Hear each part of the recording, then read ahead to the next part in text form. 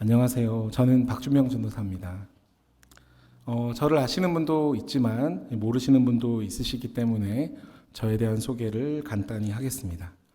저는 2014년 7월에 성남성결교회 처음 왔습니다.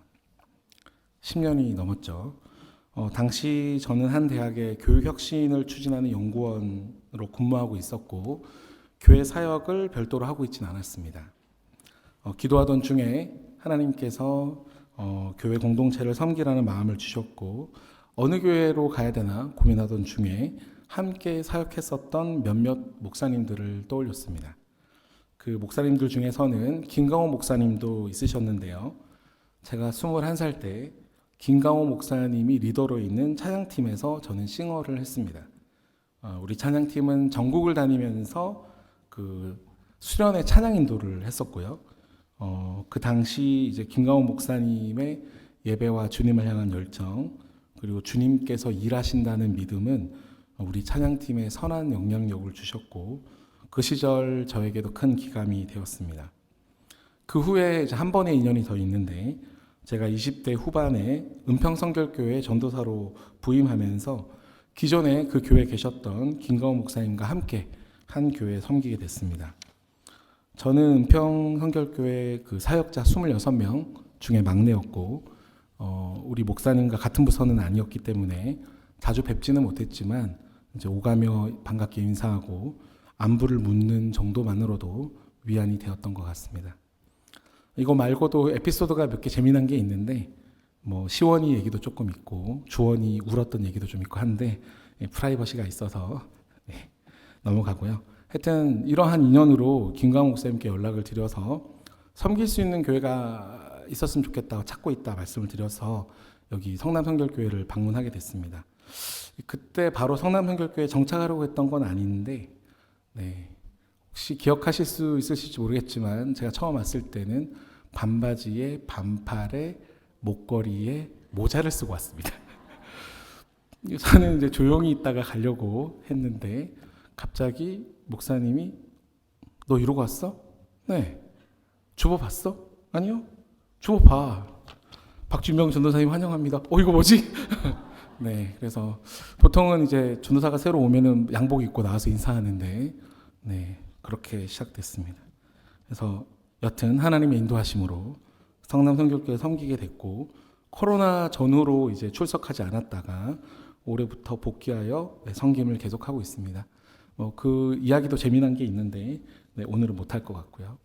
저는 과거 이제 국무총리실 산하 한국직업능력개발원이라는 국제연구기관에서 진로교육을 담당하는 연구원으로 활동했었고 서울대학교와 몇몇 대학에서 교육연구원으로 활동했으며 현재도 대학에서 근무하고 있습니다.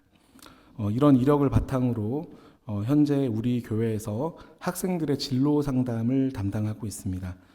우리 교회 학생들의 부모님들께서는 필요하시면 제게 자녀를 보내주십시오. 성인도 됩니다. 그리고 저의 아내 이하영 사모님, 박한별 전도사님과 함께 오후 2시에 어린이 오후 영어 예배를 담당하고 있는데 맨 처음에 이 영어 예배 제 역할이 PPT 넘기는 거였거든요. 근데 언젠가부터 설교를 하고 있고 이제 몇 개월 뒤에는 영어로 설교를 해야 된다고 압박을 받고 있어서 상당한 부담감을 가지고 있습니다. 목사님 안 계시죠? 네. 오늘은 제가 여기 있기 때문에 이제 이하영 사모님과 박한별 전도사님이 어린이 오후 영어 예배를 드리고 있을 것 같습니다. 제 소개는 여기까지 하고 오늘 말씀을 전하겠습니다. 오늘 말씀 히브리서 10장 25절을 통해 전하고자 하는 설교의 제목은 공동체 훈련과 영적 성장. 공동체 훈련과 영적 성장입니다. PPT를 띄워주시면 좋겠습니다. 오늘 그 설교는 제가 교육 설교로 준비를 했고요. 그 교육 설교는 마지막에 질문도 받거든요. 그런데 그건 시간의 어떤 상황에 따라서 말씀을 드리겠습니다. 여기 작게 보이는 단어들은 안 보셔도 괜찮아서 다음으로 넘겨주시죠. 오늘 말씀의 상당 부분은 이제 리처드 포스터의 저서 영적 훈련과 성장이라는 내용을 참고했고요. 오늘 설교의 목표는 우리 교회 성도들이 목장 모임에서 영적 성장을 위한 영적 훈련, 그 중에서도 고백 훈련에 참여하는 것을 결심할 수 있다로 세웠습니다. 넘겨주세요. 이를 위해서 오늘 영적 성장의 영성의 개념을 좀 3단계로 알아보고요. 공동체 훈련의 필요성을 파악한 후에 고백의 훈련 3가지 원칙에 대해서 우리가 이해하고 제가 정리하는 순으로 말씀드리겠습니다. 이런 거 처음 보셨죠? 네, 교육 설교라서 그렇습니다. 네, 영성의 3단계 개념을 먼저 보겠습니다. 현대 의료계는 질병을 치료하기도 하지만 질병의 위험 요소를 찾아내기 위해 애쓰고 있습니다. 환자의 직업, 특정 유전자, 술, 담배, 이력, 생활 습관 등 질병을 일으키는 위험 요소를 파악하면 질병을 사전에 막을 수 있는 정보를 얻을 수 있기 때문입니다. 덧붙여 질병의 위험 요소만큼이나 건강한 요소를 찾습니다. 이 건강한 요소를 찾으면 질병에 덜 걸리게 해준다든지 질병에 걸리더라도 빨리 낫게 해주는 방법을 알 수 있기 때문입니다. 우리가 그리스도인으로 살아가기 위해서도 살아가는 중에서도 이런 다양한 위험 요소와 건강 요소가 있습니다. 특히 현대 사회와 같이 고도의 경쟁 사회 속에서 지치고 좌절된 모습으로 살아가고 있는 우리가 그리스도의 거룩한 삶을 닮아가기 위해서는 위험 요소를 방지하고 건강 요소를 높일 수 있는 영적 훈련이 필요합니다. 영성 훈련이라고도 하는 영적 훈련이 무엇인지 이해하기 위해서는 이 영성이라는 개념, 그 중에서도 기독교 영성이라는 개념에 대한 이해가 필요합니다. 넘겨주시죠. 네, 이거 잘 보이시나요? 네, 이거 같이 읽어야 되거든요. 기독교에서 말하는 영성은 다음과 같이 3단계로 나누어서 정의할 수 있는데요. 이거를 다 같이 한번 읽어볼까요? 제가 첫째 하면 뒤에 읽어주시면 됩니다. 첫째, 기독교의 영성은 자, 둘째,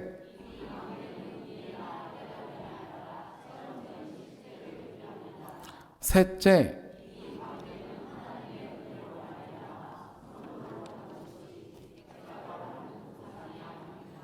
네.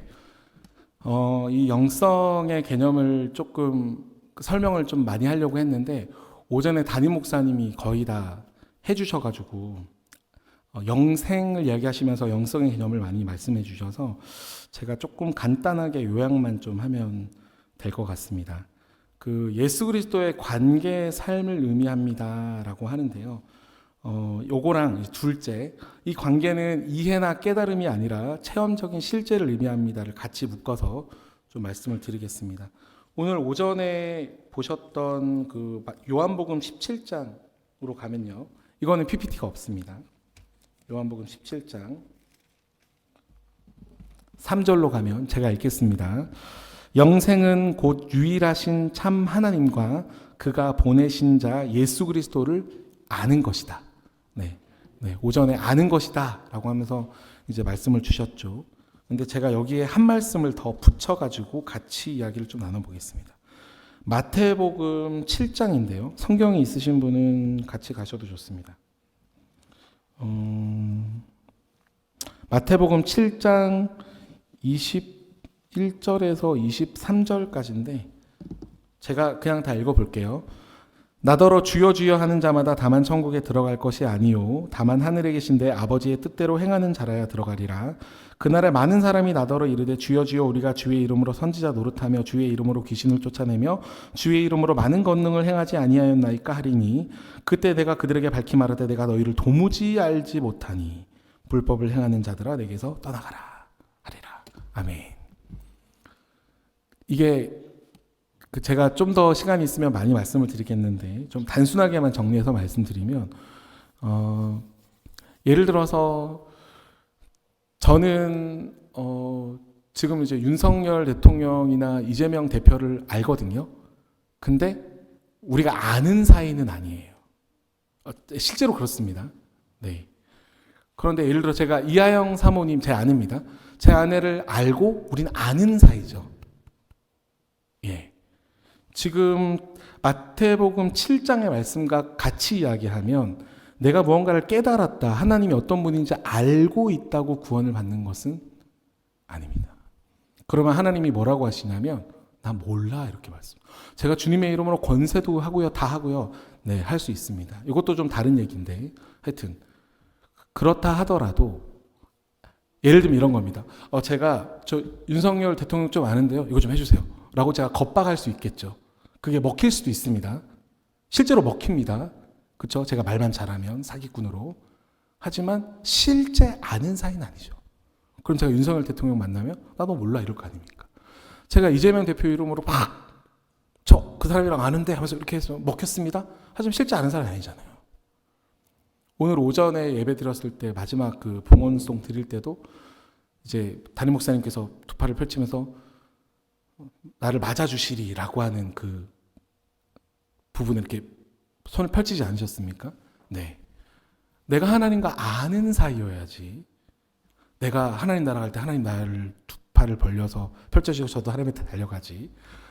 그냥 알기만 하는 지식적으로나 깨달음이나 뭐 이런 우리가 실제로 친밀하게 인격적으로 관계 맺은 사이가 아니라고 하면 마태복음 7장처럼 내가 도무지 너를 알지 못한다 라고 이야기하실 수도 있습니다.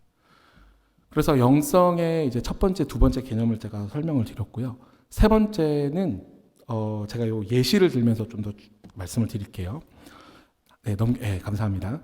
기독교 영성을 잘못 이해하면 영적 훈련 또한 잘못 이해하게 되는데 그러하신 분들이 쓰는 표현이 다음과 같습니다.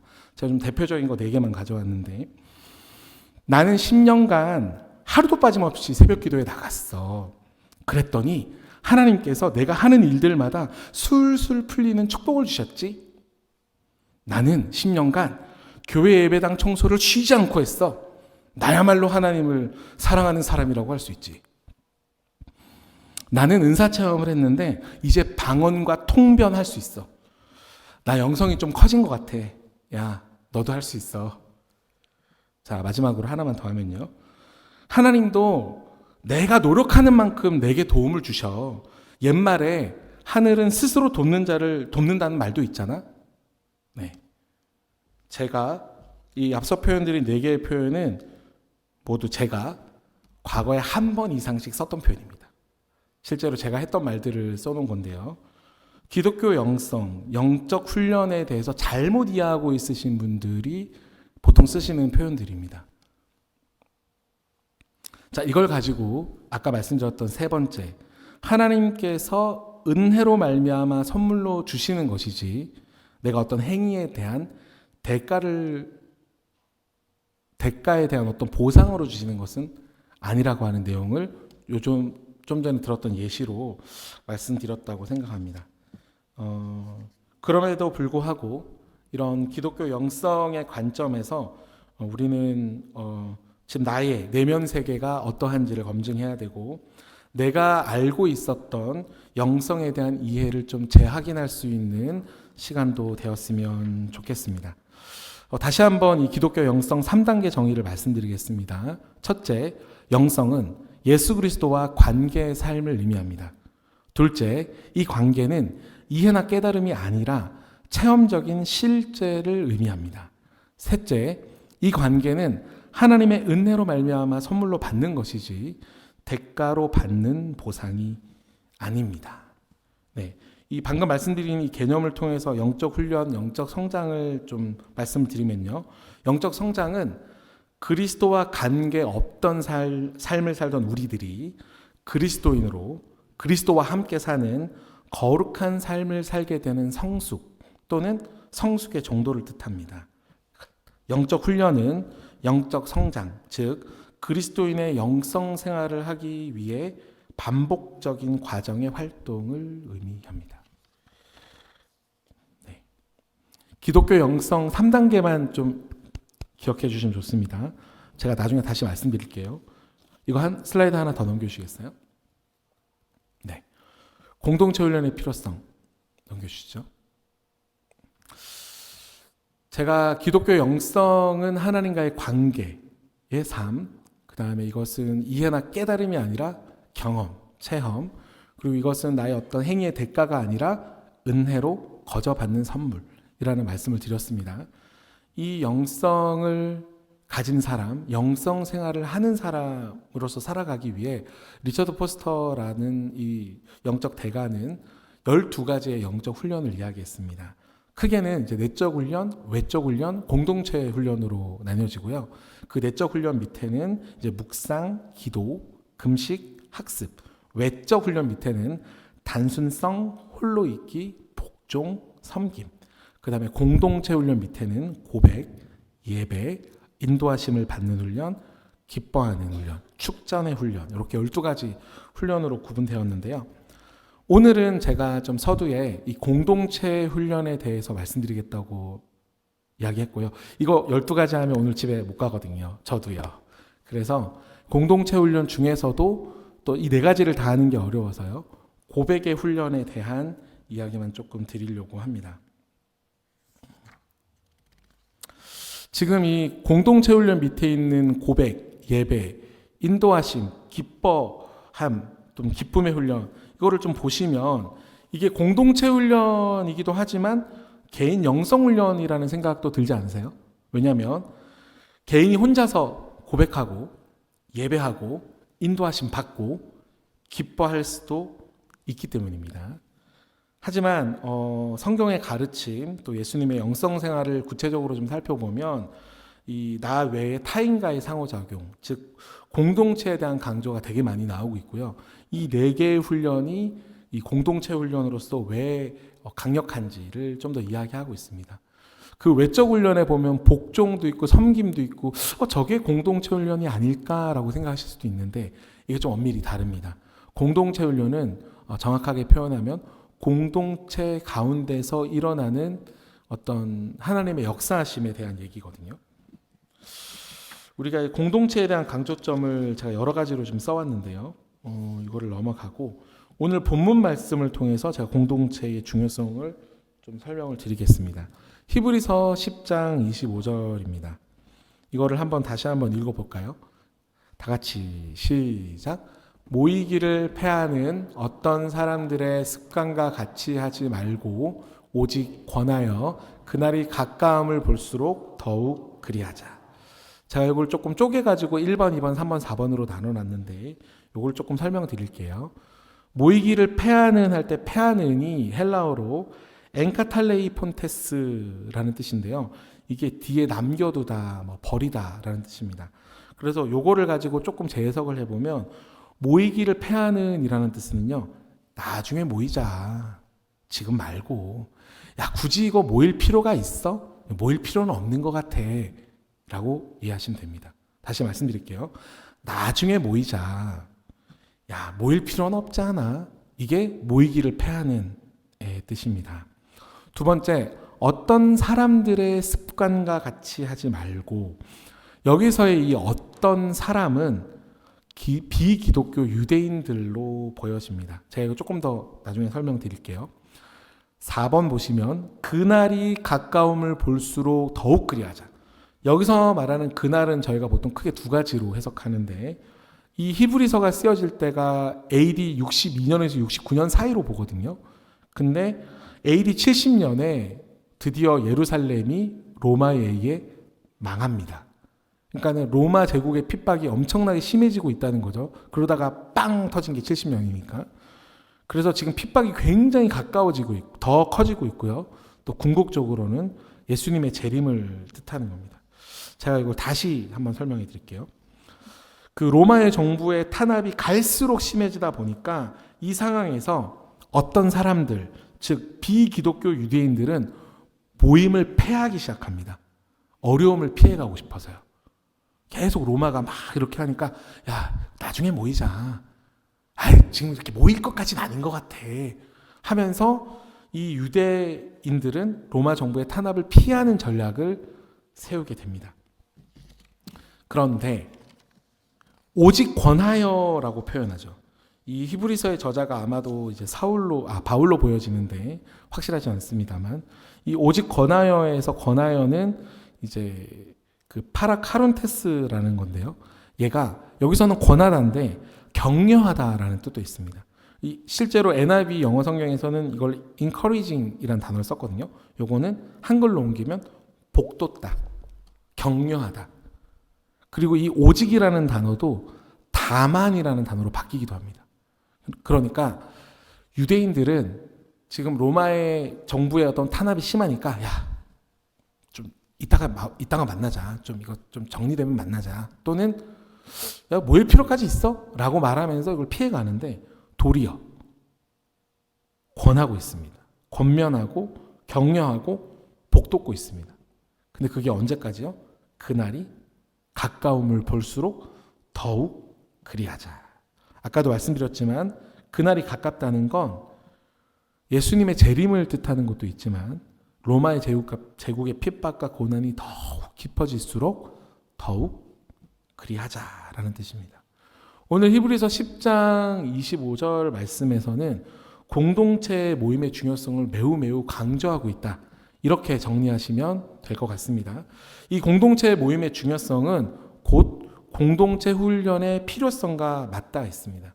왜냐하면 교회는 죄인들이 모여있는 공동체고 죄인들이 불과 성령으로 거듭나는 훈련소이기 때문에 기본적으로 좀 상처와 가시가 많은 공동체입니다.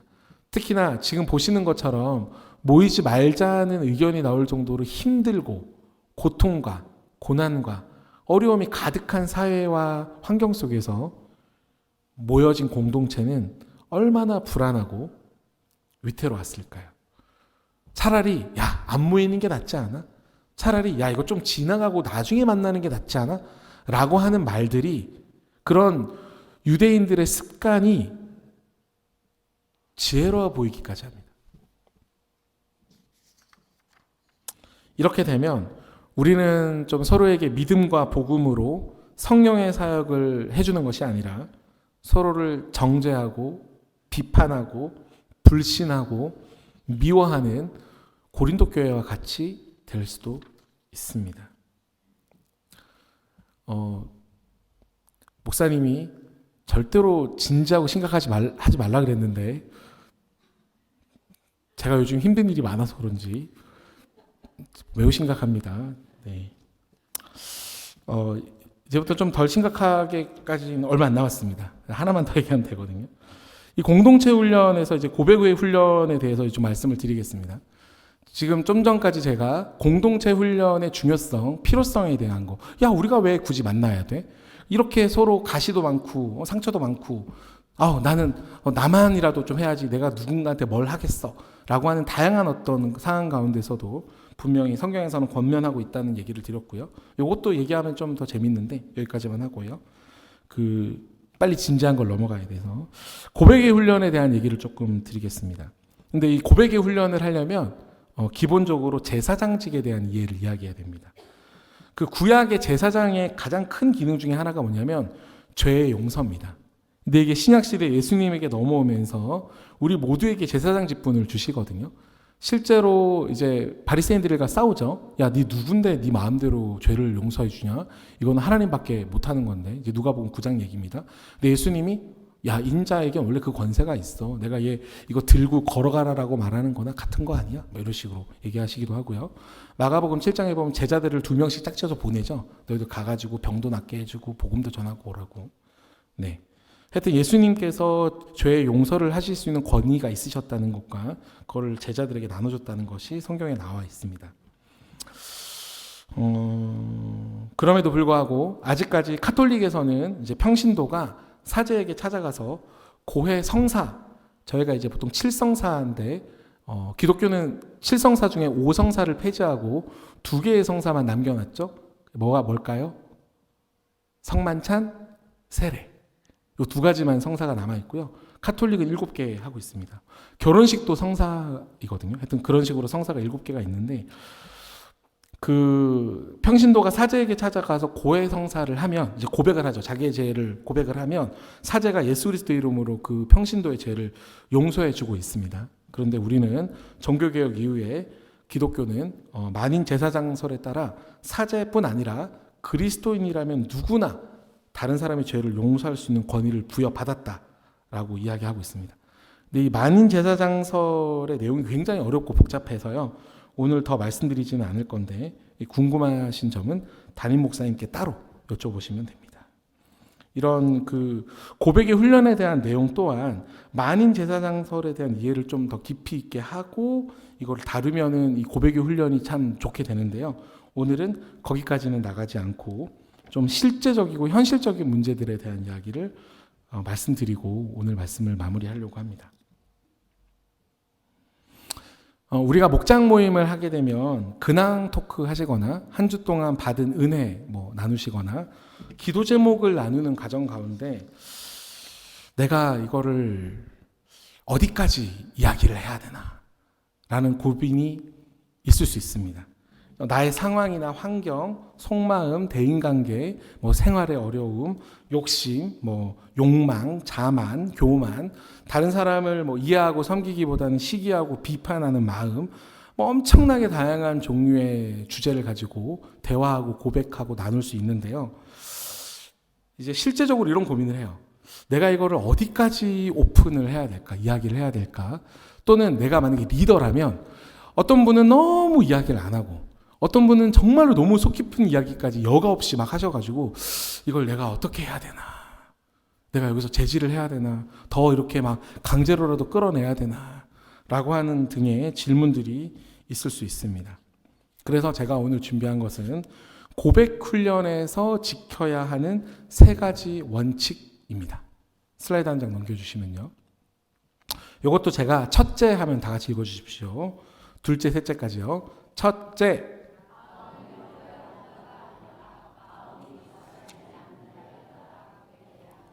둘째, 셋째,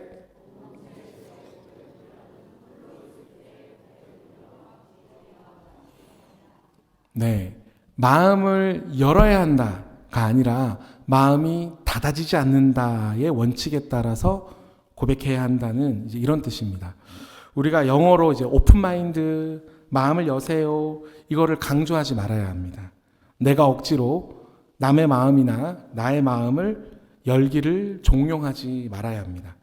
어떤 책임감이나 분위기에 휩쓸려서 강제로 마음을 열게 되면 좋은 것보다 나쁜 것이 더 많아집니다.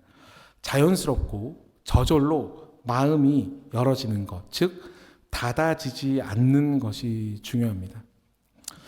우리가 만약에 좀 사랑하고 좀 친근하고 가까운 사람을 만나면 내가 마음을 열어야지 이런 게 아니라 그냥 자기도 모르게 이런 말 저런 말 다 하고 있으시고 마음이 닫아지지 않는다.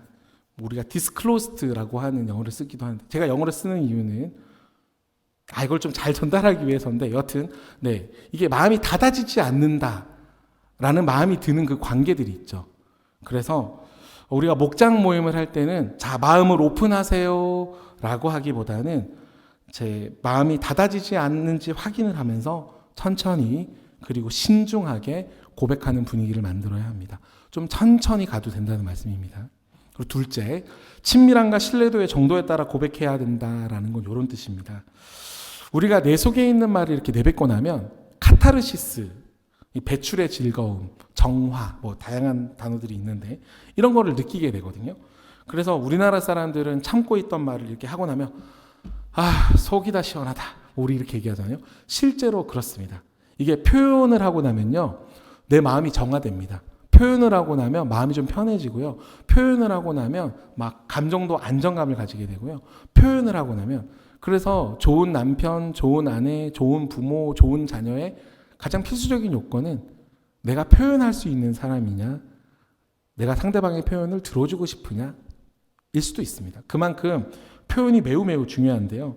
이런 즐거움을 이제 하다 보니까 상대방과 나의 관계는 고려하지 않고 내 감정에만 충실해가지고 막 고백을 하게도 됩니다. 이거는 제가 듣기 좋은 말만 서로 목장 모임에서 나누세요라는 뜻이 아닙니다. 이 말은 좋은 소식이든 나쁜 소식이든 기쁜 일이든 안타까운 일이든 다 표현을 할 수 있는데 우리 공동체의 친밀함과 신뢰도의 정도에 따라 그 고백의 범위를 정해야 된다는 겁니다. 제가 예전에 어떤 한 청년을 처음 만나가지고 얘기를 하는데 이 청년이 막 너무 깊은 이야기까지 막 이제 어머니가 극단적인 선택을 했다까지 하면서 막 얘기를 하기 시작하는 거예요. 제가 진정을 시켰습니다. 그래서 우리의 친밀함과 신뢰의 수준이 높아지면 그때 이야기를 더 하자라고 제가 제지를 한 거죠. 사실 그 당시 제 감정으로만 따지면 청년의 이야기 다 들어주고 싶었고 또 좀 실제로 궁금하기도 했었고 여러 가지 좀 갈등이 있었는데요. 청년이 저 말고 누군가에게라도 뭔가 자기의 고백을 하고 대화를 할 때 그 사람과의 친밀함과 신뢰도의 정도에 따라서 오픈하고 대화하고 고백하기를 좀 배웠으면 하는 마음에서 그때 좀 제지하고 지금 왜 제지했는지를 좀 충분히 설명했던 기억이 있습니다. 그래서 두 가지를 생각하셔야 됩니다. 친밀함. 나는 이 사람과 얼만큼 친밀한가. 신뢰감. 나는 얼마나 이 사람을 신뢰하나. 근데 이거 없이 하시면 아유 믿었는데 배신당했어 이제 이런 얘기 하시게 됩니다. 네. 네. 뭐 친한 줄 알았는데 나 혼자만 그렇게 생각했어? 그렇게. 네. 그럼 제가 또 이런 이야기하면 근데 친밀함과 신뢰는 또 어떻게 확인해요? 이런 이야기를 하시는 분도 있으신데 아주 좋은 질문이시고요. 그런 고민들이 있으시면 저한테 따로 오시면 제가 이 친밀함과 신뢰를 또 나누는 기준 뭐 3단계, 4단계 뭐 이런 거 있거든요. 그런 것도 제가 말씀을 드리겠습니다. 마지막 세 번째 이 고백 훈련에서의 원칙입니다. 공동체에서 고백 훈련을 하실 때는요. 홀로 있을 때 고백 훈련과 함께 병행해야 됩니다. 그러니까 어떤 경우가 생기냐면 열심히 공동체에서 막 이런저런 고백하고 대화하고 이야기하고 나시면 정작 기도를 안 해요. 뭔가 이제 편해졌어요, 마음이. 그리고 왠지 중보기도 하시는 분들이 날 위해서 기도해 줄 것 같은 마음이 드실 수도 있고요. 네, 그렇게 해서는 안 됩니다. 그래서 더 좋은 것은 먼저 내가 홀로 있을 때 하는 하나님께 고백 훈련이나 기도 훈련이나 이런 것들을 하시면서 함께 공동체의 고백 훈련을 병행하셨으면 합니다. 리처드 포스터의 책에서 그 홀로서기 훈련의 영역에서 보면요. 공동체를 위태롭게 하는 사람은 공동체 훈련이 안 된 사람이라기보단 홀로서기 훈련이 안 된 사람이다 라고 표현하고 있습니다. 내가 혼자 있을 때 건강하지 않고 내가 코람되고 혼자 있을 때 하나님을 바라볼 수 없는 사람이 공동체를 더 위태롭게 한다는 얘기입니다. 공동체 훈련이 안 된 사람은 홀로서기 훈련이 돼 있는데 공동체 훈련이 안 된 사람은 공동체에 들어오면 한 3개월에서 6개월 이내 이미 어느 정도 눈치도 보고 이해도 하고 사회성도 생기고 따라옵니다. 그런데 공동체에 막 10년, 20년 하셨다고 해도 홀로서기 훈련이 안 돼 있으시면 그분이 공동체를 위태롭게 할 가능성이 더 높다는 이야기입니다. 그래서 마지막 세 번째 원칙, 공동체에서 고백 훈련 하실 때는 뭐와 함께 하자고요? 홀로 있을 때 고백 훈련과 함께, 홀로서기 훈련도 함께 하셔야 그 공동체가 건강하게 될 수 있습니다. 네, 말씀을 정리하겠습니다. 종교개혁가 마틴 루터는 이렇게 말을 했습니다. 하나님과 함께 밭을 가는 농부가 하나님 없이 성찬을 드리는 사제보다 거룩하다. 이 이야기는 매우 강력한 그 당시 얘기인데요. 이거를 제가 조금 더 확대해서 해석을, 과장은 아닙니다. 조금 더 이렇게 넓혀서 해석을 하면요. 성직은 목사나 전도사가 아니다. 성직은 하나님과 함께하는 그 어떤 일이라도 그것이 성직이다라는 얘기입니다. 이 당시 종교개혁 하기 전에 많은 그 사제들과 신부들이 모든 권한과 권위를 가지고 풀지 않았거든요. 그런데 그것을 풀게 하는 표현입니다. 하나님 없이 찬양 인도할 수 있습니다. 하나님 없이 기도의 인도할 수 있습니다. 하나님 없이 찬양도 말씀도 다 할 수 있습니다. 하지만 그것은 거룩하지 않습니다. 우리가 앞에 영성의 개념 배웠죠? 네. 내가 새벽 기도를 열심히 나온다고, 내가 무엇을 한다고 그 대가로 영성을 받는 것이 아닙니다. 이거는 처음부터 끝까지 은혜와 믿음이라는 관계에서 받는 것이고요. 내가 어떤 일을 하더라도, 내가 농사를 짓던, 회사를 다니던, 아니면 자영업을 하던, 무슨 일을 하던, 거기에서 그 일을 내가 하나님과 함께 그리스도와 함께 그 일을 하고 있다면 그 일이 거룩한 일이고 그 일이 성직이며 거기에 복음이 전파되고 거기에 교회가 세워지며 그곳을 통해서 하나님 영광 받으실 것입니다. 앞서 이야기드렸던 말씀을 좀 정리하겠습니다. 기독교 영성은 그리스도와 함께 거룩한 삶을 사는 것이며 그 관계는 깨달음이 아니라 실제 체험이고 그 관계는 어떤 대가로 받는 보상이 아니라 하나님의 은혜입니다. 돈, 성공, 자기 행복이 유행하고 유혹하는 어두운 이 세상에서 영성의 사람으로 살아가기 위해서는 반드시 영적 훈련이 필요합니다. 그 중에서도 하나님께서 원하시는 공동체 훈련, 이 히브리서 10장 25절에서 밝히고 있듯이 우리는 세상이 어둡고 힘이 들면 힘이 들수록 더욱더 서로 모여서 격려하고 건면하는 공동체가 되어야 할 것입니다. 이렇게 모여진 공동체에서 우리가 여러 가지 훈련을 할 수 있는데 그 중에서도 오늘 고백의 훈련에 대해서 조금 더 구체적으로 말씀을 드렸습니다. 그 고백의 훈련의 세 가지 원칙은 다음과 같습니다. 마음을 열어야 한다가 아니라 마음이 닫아지지 않는다에 따라 고백해야 한다. 친밀함과 신뢰도의 정도에 따라 고백의 범위를 정해야 한다. 공동체에서의 고백 훈련은 홀로 서기 할 때 고백 훈련과 함께 병행해야 한다. 앞으로 목장 모임에서 이렇게 서로 대화하고 기도 제목을 나누고 고백하는 시간에 이 세 가지 원칙을 꼭 고려해 주시고요. 특히 목장 모임 리더께서는 고백의 훈련을 통해 우리의 목장이, 우리의 공동체가 더욱 영적인 성장을 이룰 수 있도록 솔선수범해 주시고 중보 기도해 주시면 감사하겠습니다.